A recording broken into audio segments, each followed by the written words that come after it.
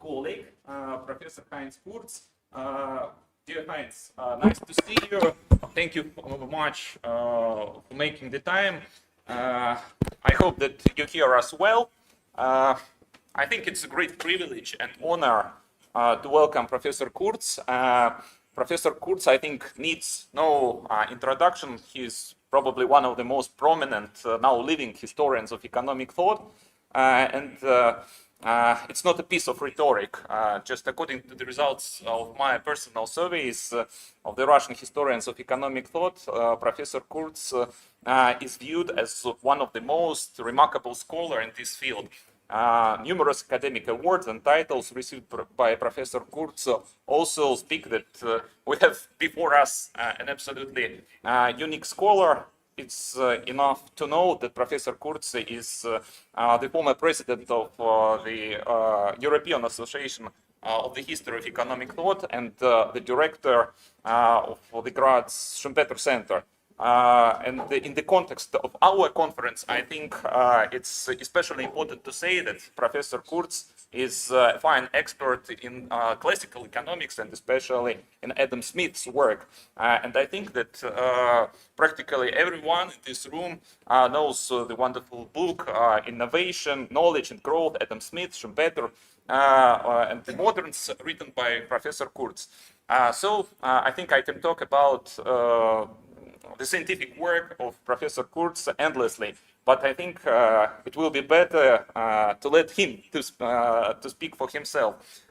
Dear Heinz, the floor is yours. You have about half an hour.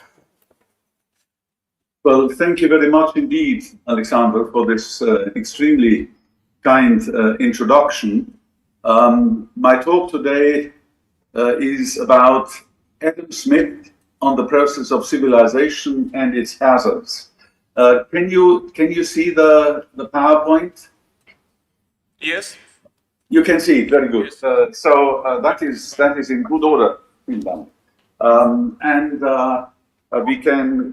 then start it. Well, the entire talk is about Adam Smith, of course, on the occasion of the tercentenary of his birth, that is 300 years ago. But what I want to say today shows that his work is still of importance and we can learn a lot from him. Of course, some of the ideas there are contingent, historically contingent, but others have a bearing and a meaning much beyond the time in which Adam Smith lived. Now, what I'm going to say is exclusively, almost exclusively, about Adam Smith. And not about any other things in this world today or yesterday or the day before yesterday. It's just about Adam Smith. And what I insist is that what I present you is all to be found in him and in his works. Now, the main work, of course, I'm interested in is The Wealth of Nations, published in 1776. And here is the contents of my talk. After an introduction, a fairly long one, I will talk about Smith, evolutionary economist ante litteram, because I claim that he was indeed a very early scholar with evolutionary ideas. I will then talk about Smith's analysis of the process of civilization, then hazards endangering the process, and conclude with a short note on the immortal Adam Smith. Let me ask you, can you understand me well, or is it difficult? Yes. You can understand me. Okay, very good. So now let us briefly try to find out when did he write. Now there is a diagram which has on one axis time, starting 9,000 before Christ up to more or less present days. It's a nice diagram by Vogel, the economic historian. And on the other axis we have world population. Now you can see there's a kink in that curve that shows the development. And that kink is basically the time when Smith wrote. So when the process started, that is economic growth and development, prior to that there was, of course, growth and development, but to a much lesser extent than now. And you can also see how important technological breakthroughs were. This just to keep in mind at the back of our minds for the rest. Now, I would say the fate of all great authors in the social sciences is to be misunderstood, misinterpreted, their ideas captured, and politically and economically abused. This applies to Schumpeter, to Marx, to Keynes, and also to Smith. And Smith was someone who could write very well. He was trained in rhetoric and in literature, and therefore you find many catchy phrases in his work which could easily be picked up and used for all kinds of purposes. Now, I will focus in my talk on some highly misleading interpretations of Adam Smith and on aspects of his doctrine that are typically neglected. So you cannot expect from my talk a balanced view of the entire work. How could that possibly be in 30 minutes?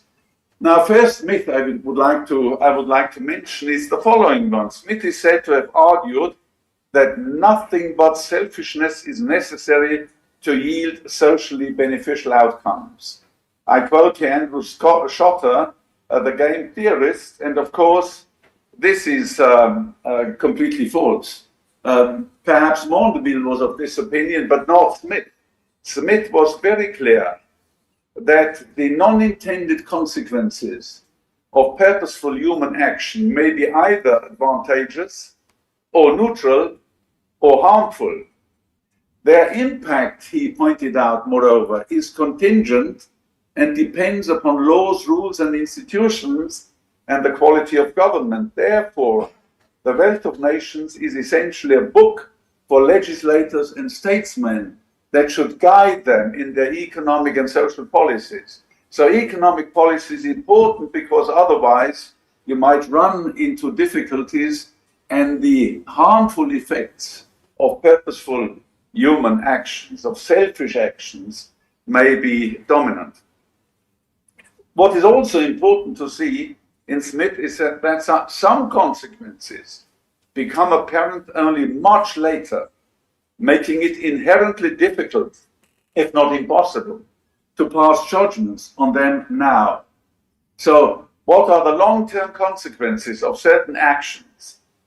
And the conclusion of this is, and I think this is to be found all over Smith's work, is try to be prudent, cautious, and open-minded, and try to be a part of the commonwealth of all sensitive and rational beings, as he called himself and others.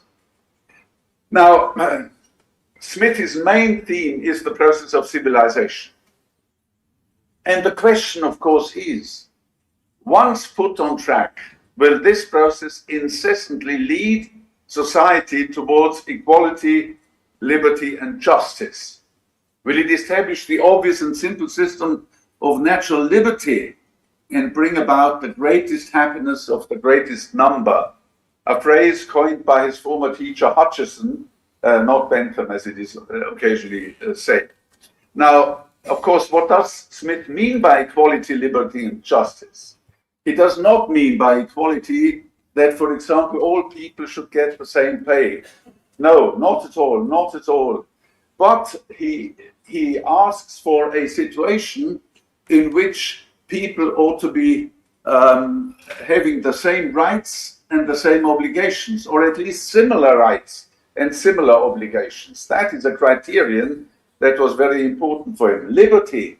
People should be free in their actions unless their actions include harm for others. And what about justice? Well, I mean, justice is an issue of great importance to Smith, because without justice, society cannot exist for long. It is bound to founder. Is it enough to entrust a larger part of the economy to markets and reduce the role of state and government? Again, no, this is not the case, as we shall see in a minute. The state has an important role in its entire construction.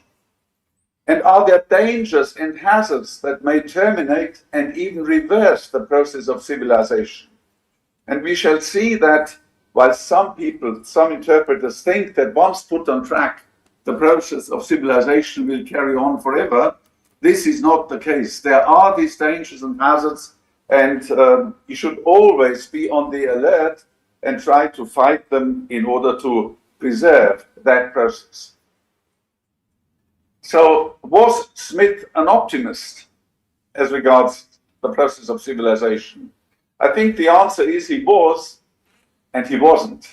This is, of course, a Sibylline formulation, but it will become clear in the following what I mean. He might be called a Darwinian, not a Spencerian. In evolutionary economics, Darwin is a much more cautious man, not arguing that, development will be always forward and to the better and to so on and so forth. Whereas Spencer thought it's just a success story from beginning to end, Smith was not. But how could he be a Darwinian, in my interpretation, long before Darwin was born? Now, this leads me to a few remarks on Smith's evolutionary economist ante litteram. Now, interestingly enough, if you read Smith, I think you will hopefully agree with me that he conceptualized society as an evolving system. And he studied, in the first place, the static properties at a given moment of time in terms of the long period method. This is a method which focuses on the determination of natural prices as the centers of gravitation of market prices. And in a second step, he then sought to grasp the endogenous evolutionary dynamics that emerge from within the system. The endogenous evolutionary dynamics. Where does society go if it is left to its own devices? In a third step, he tried to identify the particular forces that prompt the self-transformation of economy, society, culture, politics, religion, people's aspirations, motivations, and mindsets, social psychology, etc. I think this is important. In Smith, you see the entire social corpus and the beliefs of people, even their religions, are affected by this dynamism. Nothing stays as it was and used to be. Everything changes. And of course, Smith was very well versed in history. He saw that this is reflected in historical facts, but he was also familiar with the work of a Frenchman by the name of Georges-Louis Leclerc, Comte de Buffon. This gentleman had published altogether almost 50 volumes on natural philosophy. And the first 3 volumes, there's the title of the book, were published in 1749. They included a Théorie de la Terre, theory of the earth, a Histoire générale des animaux, a history of animals, and a Histoire naturelle de l'homme, a history of man. He was an early proponent of a biological theory of evolution, you could say 100 years before Darwin, and he argued basically that nature and its inhabitants are not static entities. They rather evolve over time, forming a progressive evolutionary sequence. For example, the idea that the ape is a yet undeveloped form of a human being is to be found in Leclerc. Now, strangely enough, Smith quotes Leclerc in The Wealth of Nations and also elsewhere, not very often, but this is overlooked by many interpreters, but I think it is important, and perhaps you will agree with me in case you look more intensively into the matter. Now, what we find in Leclerc is, amongst other things, also a discussion of the implication of human actions on the living conditions on the planet. And he anticipates, you could say, the Anthropocene to some extent. He saw, for example, that burning woods, deforestation in North America changes local microclimates, etc., etc. Smith was very, he admired Leclerc a lot and called him an almost universal merciful, meritful man. Actually, the Histoire was as successful or almost as successful as Diderot's Encyclopédie. It was translated, at least some of its volumes, into Russian. You may check this in your libraries. Now, Smithy's analysis of the process of civilization and the evolutionary process. According to Smith, economy, society, culture, and politics are in perpetual motion. We are concerned with a restless system in which intended and unintended consequences of human action interact in an often complex way. And you may recall in the Scottish Enlightenment, this problem of intended and unintended consequences is a central issue. It is wrong to assume that humans are capable of forecasting completely the results of their actions and deeds. Very often, surprise is important, and very often, so to speak, your plans are not successful. He also focused attention on competition. That's the mechanism, the selective mechanism in the system. Competition means rivalry and forces producers to continuously introduce improvements. That's his term for what we now call perhaps innovations. And these innovations in turn force producers, other producers, to respond in terms of adopting, adapting, imitating, innovating themselves. And therefore the system revolutionizes its productive structure and beyond. It's a competitive selection process. Smith is an early advocate of an evolutionary economic theory of history. He tries to understand economic history first and foremost in terms of economic principles, because much of the change that is triggered in society comes from the economy, and one has to understand what the effects are within the economy, but much beyond in other parts of the social system. And if you look at Marx and Schumpeter, you will see how much they benefited from him. Now, there are indications of Smith's evolutionism, if you wish. There is the combinatorial metaphor. He understands technological change, innovations, as a process where given particles of knowledge are recombined to form new particles. He also has a view that not all innovations really materialize. Some fall flat to the ground, and people who engage in them make losses. So you could say it is like in biological evolution, mutations. Several mutations fail, and some innovations fail. So there is, you could say, a certain parallel. And most importantly, he was of the opinion that the system is characterized by circular and cumulative causation, which involves nonlinear dynamics, to put it in our words, dynamically increasing returns. Alan Young puts it that way. Smith's central theorem is one of the most illuminating and fruitful generalizations in economics. The division of labor and technological evolution propagate themselves in a self-reinforcing way, leading to sustained change. Now, there is technical change all the time. There is science which plays an important role. It is become a part of the division of labor. It is, so to speak, the result of that process that has been triggered. And Smith, interestingly enough, writes that a society's productivity and affluence hinge essentially upon the quantity of science at its disposal. I mean, this is a long time before the concept of a knowledge society has been coined. The concept that change in the system emerges from small variations, an innovation here, an improvement there, but they then are getting multiplied via imitation, etc., etc. And therefore you are in a system in which you have essentially unpredictable outcomes of all this process, with uncertainty playing an important role. And therefore, I think his view is incompatible with any theological perspective on human history.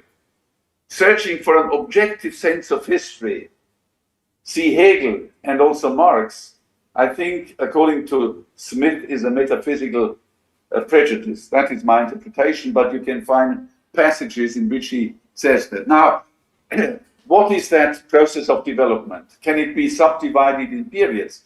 And indeed, you find in Smith a system of stages of development, starting with the nation of hunters and gatherers, then shepherds, then farmers, and finally, so to speak, the society focuses attention on a system of interdependent production with a deepening social division of labor, growing domestic and foreign trade, etc., a commercial society. Marx later used capitalism, so did Schumpeter. The stages are defined in terms of modes and relations of production. What are the kind of productive activities? Who are the agents of production? What are the property rights? What are the access costs to resources? What are the institutions? What is the degree of monetization? So they are not simple things. They are all defined with respect to a number of characteristic features. And he also points out, if we talk about, riches, wealth of nations, etc., there are three principal sources of riches and rising wealth. The first one is conquest of other countries, robbery and tribute payments by subjugated peoples. The second is trade and advantageous exchange. The third one, developing the industry and diligence of productive workers via deepening social division of labor. And he's very clear that the conquest plays a very, very important role at the beginning of the development, when productivity was low and the survival of societies was time and again in difficulty. So people tried to survive by just attacking others, robbing and tribute payments. But he's not of the opinion that it is only to be found in the early stages of society. Trade and advantageous exchange, of course, is essentially the mercantile period, but also modernity. And three, developing the industry and diligence, that is the commercial society, of course. Now, a crucial question is, was in modern times imperialism, as it is very often called, an atavism, as Schumpeter argued, for example, when seen against the process of rationalization, as Max Weber pointed out, which society has been undergoing for millennia, echoing past opposite modes of aspiration, motivation, and behavior. I will briefly talk about this later. Now, Smithy's attention focuses, as I said, on the commercial society, and this is essentially a class society made up of three major classes: workers, merchants, capitalists, manufacturers, so the owners of physical and financial capital, and landlords, the owners of resources, land, and so on and so forth. Now, Smith defines these classes in terms of various characteristic features, and they are parallel to one another, if you look at it carefully. First, of course, the property they possess. Workers possess only labor power, capitalists real and financial capital, landlords landed property, mines, and other natural resources. But in parallel, he discusses their access to information and knowledge. And his argument is workers very little, almost none. Landlords some, but they are not very much interested, because the way of life where income comes without any effort makes them lazy. But capitalists, merchants, etc., they are continuously making plans. They try to understand the world. They know their own interests, and they have access to information and knowledge beyond many others, not to speak, of course, of scientists, etc.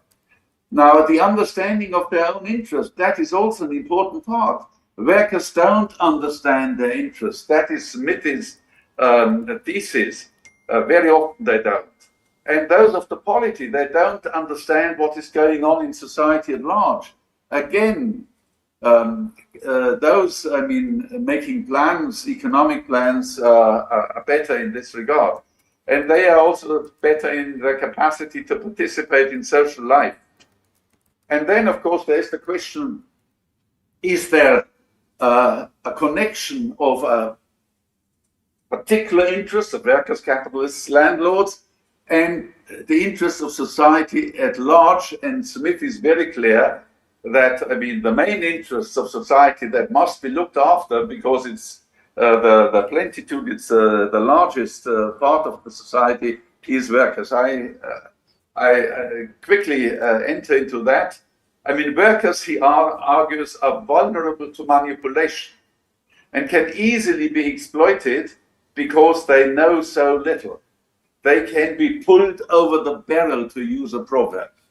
He writes, the public deliberation, therefore, the workers' voice is little heard and less regarded, except upon some particular occasions when his clamor is animated, not for his, but for their own particular purposes, merchants, etc., etc. There are orders of men, he insists, whose interest is never exactly the same with that of the public, who have generally an interest to deceive and even to oppress the public, and who accordingly have upon many occasions both deceived and oppressed it. Now, obviously, a major task of political economy, according to Adam Smith, is to expose and unmask the particular economic and political interests of some people that claim to advocate the public interest or public interests. That's a major issue. You see, you have to show that what pretends to be a public interest is actually a private one, a special one.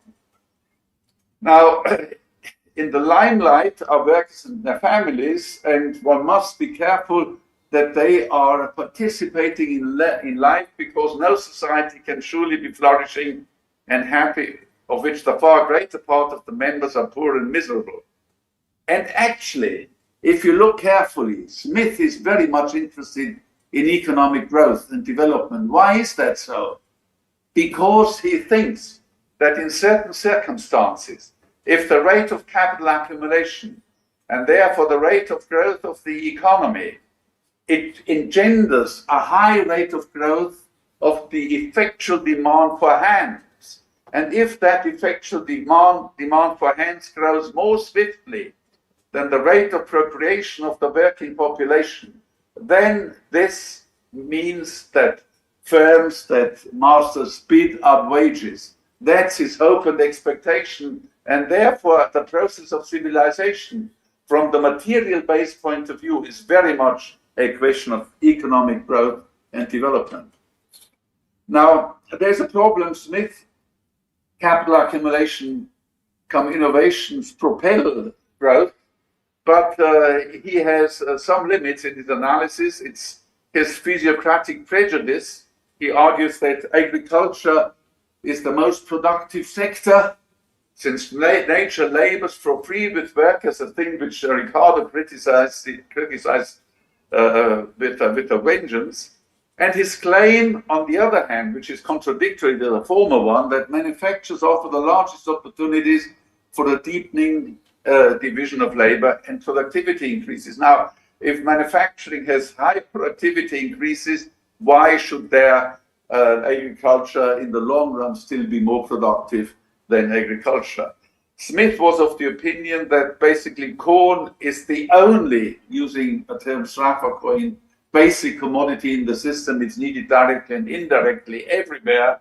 Not so, for example, iron or energy, and therefore he did not really understand that manufacturing could become the engine of growth. Now, the next thing is, of course, does the process of commercialization have only good effects, or also what he calls bad effects? His terminology. Now, he thinks it has also bad effects because it favors a crematistic spirit, money making, fosters the principle of avarice, his term, and spreads hedonism. By having their minds constantly employed on the arts of luxury, people grow effeminate and dastardly, lazy, and unwilling to act in favor of the public purpose. And therefore, there is a danger, whilst in a feudal society, nothing was honorable but war. In a commercial society, large parts of the population can gain their reputation by other means than going out for war. It became inconvenient for the rich to go out to war. The merchant who can make 2,000 or 3,000 pounds at home will not incline to go out to war, but it was an amusement to an ancient king who had nothing else ado. And there is another effect of commercialization, Smith points out. It sinks the courage of mankind and tends to extinguish martial spirit. So you have other possibilities to become successful in society than as a warlord. Now, socio-economic development, as you can see, comes with different trends and tendencies. That is very important. That's the crucial element of his evolutionary approach. And these need not be in harmony with one another, but they may be antagonistic to one another. Therefore, a crucial task of political economy is to identify tensions between these tendencies and suggest measures that contain the negative ones and support the positive ones. The process of civilization, according to Smith, must be protected, care, and tended at all times. It is always at the risk of being terminated. Now, what are the major hazards? I must run through because time is short. Now, the first one is, of course, what he wrote. I mean, if large parts of society, the laboring poor, as he also calls them, if due to the division of labor, their mental and moral impoverishment continues, if the diskilling bias of the deepening social division of labor is negative, then, of course, how can they ever cope with the growing complexity of social relations, a growing network of interdependencies? And therefore, workers are more and more vulnerable to deception. Smith writes, they tend, that is the danger, to get as stupid and ignorant as it is possible for a human creature to become, unable to form any just judgment concerning many even of the ordinary duties of private life, not to speak of public collective duties.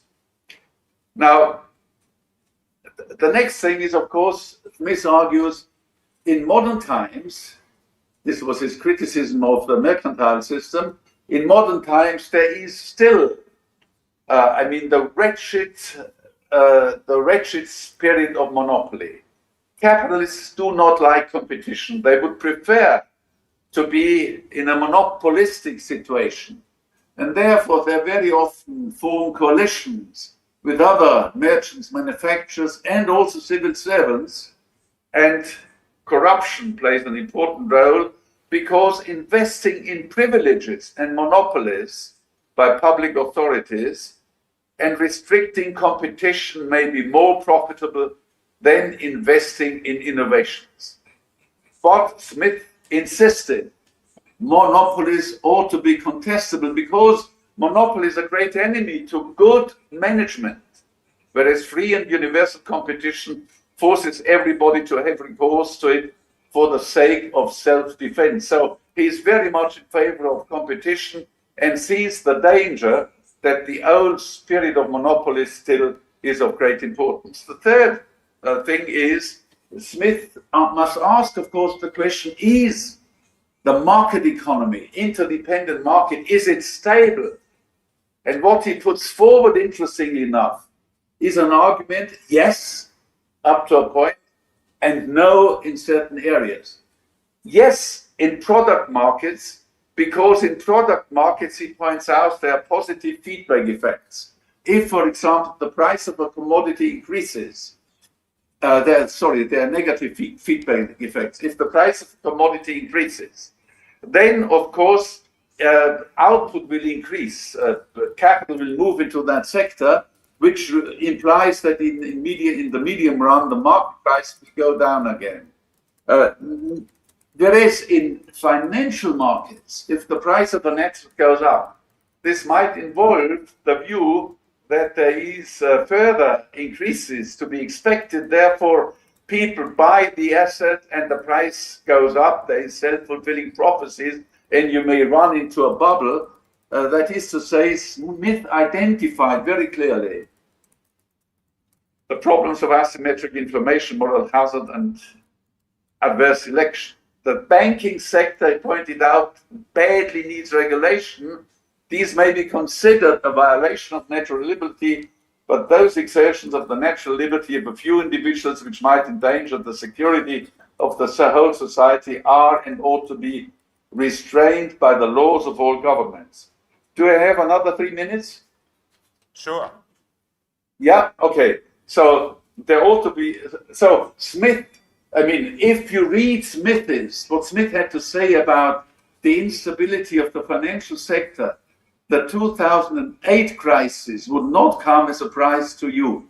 And so to speak, liberalizing that sector was a major fault carried out by many governments. And Smith knew better. He had actually as his experience the collapse of Scottish banks, and in particular of the Banque de France, when paper money was introduced, and John Law was the advisor to the French government. Now there is finally, politicians. I mean, can we trust on politicians? And Smith has, on the whole, a fairly bad view of politicians. He's convinced that if you want to entrust the fate of an entire nation to some politicians, they ought to have characteristic features which are very demanding. First of all, they ought to have a solid knowledge in various fields, including history, law, philosophy, ethics, and in particular political economy. They ought to have a quick perception and sober judgment. They ought to have the capability to select good aides and counsels and important virtues. Now, when Smith was on the grand tour with the son of the Duke of Buccleuch, I mean, this was his task, I mean, to introduce this man to those requirements which he felt were important, but he eventually, although he learned a lot, the young Duke, he didn't become a politician for reasons we cannot go into. Smith himself called politicians insidious and crafty animals, very clever with regard to their own interests. He questioned their probity and honesty. They are not always really clear to the people. He referred to their avarice and injustice, often abusing the confidence of their subjects. Now, of course, he had a lot of experience also via David Hume, his friend, who had written a huge history about England and gone through cascades of politicians. Now, the fifth and very important thing is, Smith pointed out that defense is of more importance than opulence. Now, this is a peculiar argument by someone who is said to be only in favor of markets. This is not the case, because Smith was of the opinion, because of the different trends and tendencies, developed economies, rich economies, are in danger of getting attacked by poorer ones, but ones that are more endowed with martial spirit and soldierly virtues. Whereas in modern society, with its hedonistic and crematistic attitudes, that is a problem. So in peacetime, preparing the military force and employing it in time of war is very different, he insists, in the different states of society, in the different periods of improvement. And therefore, in advanced societies, he calls the wisdom of the state as absolutely needed in order to ward off a danger from being invaded and subjugated by other nations. Now, I think I don't have the time to go into details. Here is just a quotation. which says what he sees, so to speak, different rates of development and different paths of development cause tensions between nations, which occasionally lead to wars between those nations, where some which are less well off try to capture the riches of the others. Therefore, the system of natural liberty is seriously in danger of falling victim to tendencies it generates itself. You see, it's an endogenous process. And let me just immediately come to the final part. This is known as the Thucydides trap, according to Adam Smith. You are aware of the famous story about the Peloponnese War. The rise of Athens brought about fear of the martial city-state of Sparta of getting superseded. This resulted in the Peloponnesian War that lasted for 27 years, and Thucydides, whom Smith admired greatly and read intensively, he pointed out that, I mean, this was due to indeed the danger felt by Sparta. In the end, interestingly enough, Sparta won, but at a huge cost. Both parties were completely exhausted and lost relative to other powers in the neighborhood. So let me go to my final statement, namely the immortal, the immortal Adam Smith. The wealth of nations is meant to assist legislators and statesmen in terms of sound economic principles, which, if enacted into law and implemented in terms of economic and social policies, would support the process of civilization. It would enrich both the people and the state and defend the nation's achievements against all odds and enemies. And a great problem in Smith, which you find throughout the work, is an uneven distribution of innovation, knowledge, and understanding, which can be used and misused. Thank you so much indeed for your attention. Thank you, dear Heinz. Unfortunately, the schedule is very tight and we practically don't have any time for questions. Probably I will ask one. Yes, Heinz, please. Probably the question is the followers. It's a bit strange question, but what should we learn as modern economists from Adam Smith? What would he recommend us to study, and in which way? Well, I think you should understand, first of all, that we are confronted with very complex issues, first. Secondly, these complex issues are subject to endogenous changes, which lead to a self-transformation of society. So you should be aware of this. Now, given the complexity, you should also be very, very cautious in not pretending to know too much.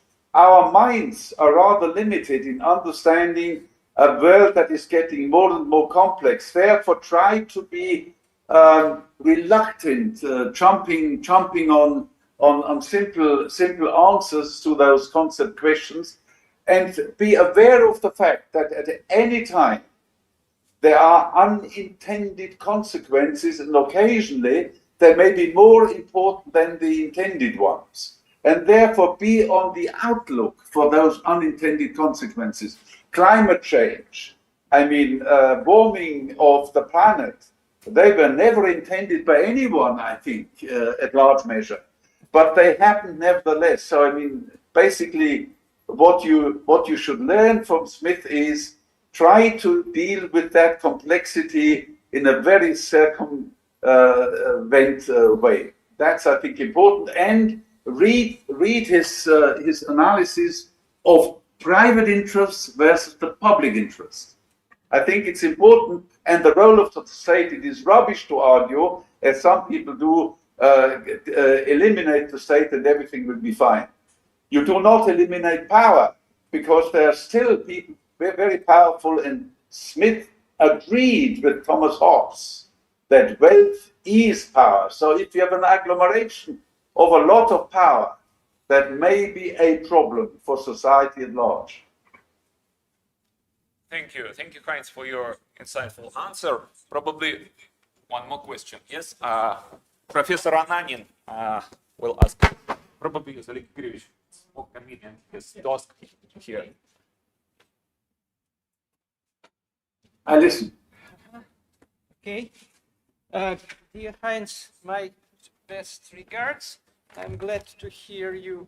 And I have actually two questions. One question, you confine yourself to Wealth of Nations almost entirely. Why not a word about theory of moral sentiments?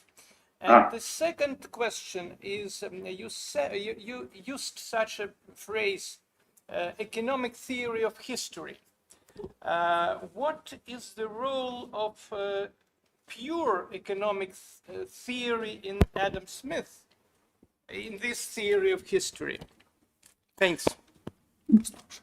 Well, thank you very much for your interesting questions. I think if I had more time, you would have seen that the theory of moral sentiments plays an important role in my argument, because many of the things he writes about statesmen, legislators, politicians, etc., refer to the theory of moral sentiments, and in some of the quotations you would have seen that. But it is true, my focus of attention was the Wealth of Nations, which contains, and this leads me to your second question, which contains Smith's attempt of creating such an economic theory or analysis to understand historical events. I mean, let me just paraphrase this in terms of how he discusses the fall of feudalism and the rise of the commercial society. He understood very well that, I mean, this is not just a thing which is done by clicking your fingers, but something must have happened. And the argument he produces is this had a lot to do with innovations of luxury goods. Luxury goods produced abroad, and in England the barons were very keen to get those luxury goods.